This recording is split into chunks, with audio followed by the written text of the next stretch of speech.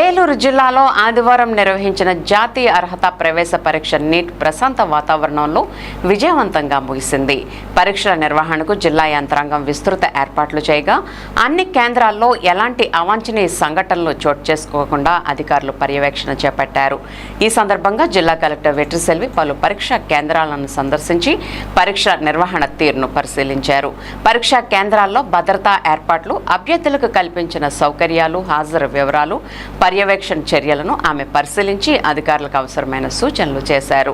ఈ సందర్భంగా ఆమె మాట్లాడుతూ నీటి పరీక్షలను పారదర్శకంగా ప్రశాంత వాతావరణంలో నిర్వహించేందుకు అన్ని శాఖల అధికారులు సమన్వయంతో పనిచేశారని తెలిపారు.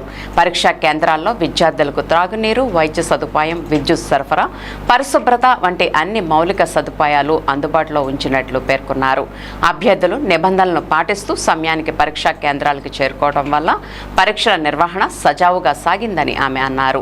పరీక్షల నిర్వహణలో పాల్గొన్న విద్యాశాఖ, పోలీస్, రెవెన్యూ, వైద్య ఆరోగ్య శాఖల అధికారులు, సిబ్బందికి కలెక్టర్ అభినందనలు తెలిపారు. జిల్లా వ్యాప్తంగా అన్ని పరీక్షా కేంద్రాల్లో ప్రశాంతంగా పరీక్షలు పూర్తయ్యాయని అధికారులు వెల్లడించారు.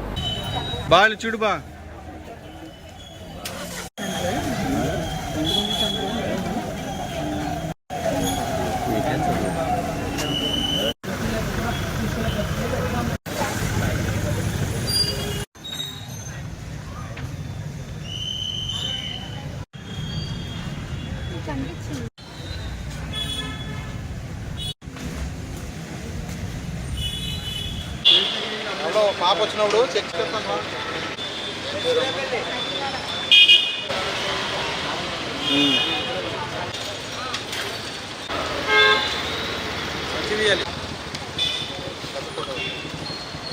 రెడీ కార్డు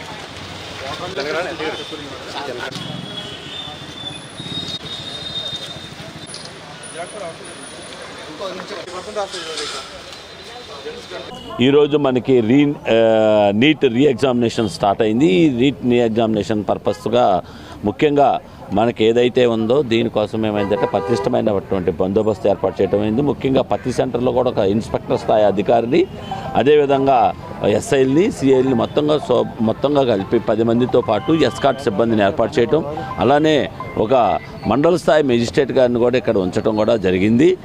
అదేవిధంగా మనకి లోపల మనకి ఈ విద్యార్థుల కోసం ఒక ఇది మన మెడికల్ క్యాంప్ కూడా ఏర్పాటు చేయడం జరిగింది. అన్ని ఫెసిలిటీస్ కూడా చూడటంతో పాటు పటిష్టమైన బందోబస్తు మధ్య కూడా ఈ పేపర్స్ని కూడా బ్యాంక్స్ నుంచి తీసుకురావటం, ఎస్కాట్స్ మధ్యలో కూడా తీసుకెళ్ళటం, అదేవిధంగా మెయిన్గా ఎవరినో కూడా ఎటువంటి పరిస్థితుల్లో కూడా సెల్ ఫోన్ అలౌ చేయటం కానీ ఏం కానీ చేయటం లేదు, ఎలక్ట్రానిక్ గ్యాడ్జెట్స్ కానీ. అలానే దగ్గరలో చుట్టుపక్కల 144 సెక్షన్ ఏర్పాటు చేయటం, ఎవరు కూడా ఇక్కడ ఉండటం చూడటం అనేది అయితే జరుగుతుంది.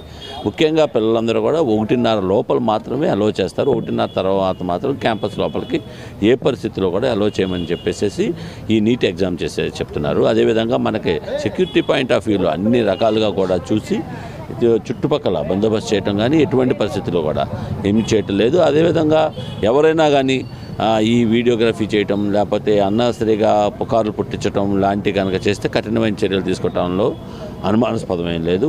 ముఖ్యంగా ఎవరైనా తెలియకుండా ఎలక్ట్రానిక్ పరికరాలు వాడి, ముఖ్యంగా డ్రోన్స్ కానీ లేని విధంగా వీడియో ఫుటేజీలు చేయటం కానీ కూడా అలౌ చేయటం లేదు. అలాంటి వాళ్ళు వితౌట్ పర్మిషన్ అనాథరైజ్డ్ పర్సన్స్ ఎవరున్నా కూడా ఎట్టి పరిస్థితుల్లో కూడా యాక్సెప్ట్ చేయమని చెప్పేసి ఈ సందర్భంగా మీకు తెలియపరుస్తున్నాం.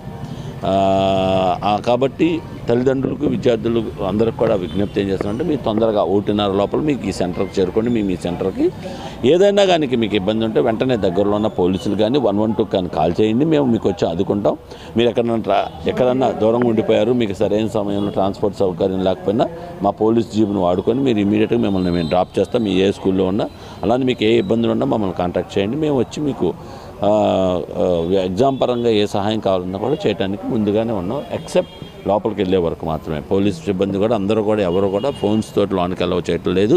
అదేవిధంగా ఏ సిబ్బందిని కూడా చేయకుండా వాళ్ళ దగ్గర ఆథరైజ్డ్ ఆఫీసర్ ఎవరైతే ఉన్నారో ఆ చీఫ్ సూపరింటెండెంట్ గారి యొక్క ఆదేశాల ప్రకారం బందోబస్తు కానీ అన్ని విధాలు కూడా నడుచుకుంటున్నాం. Thank you.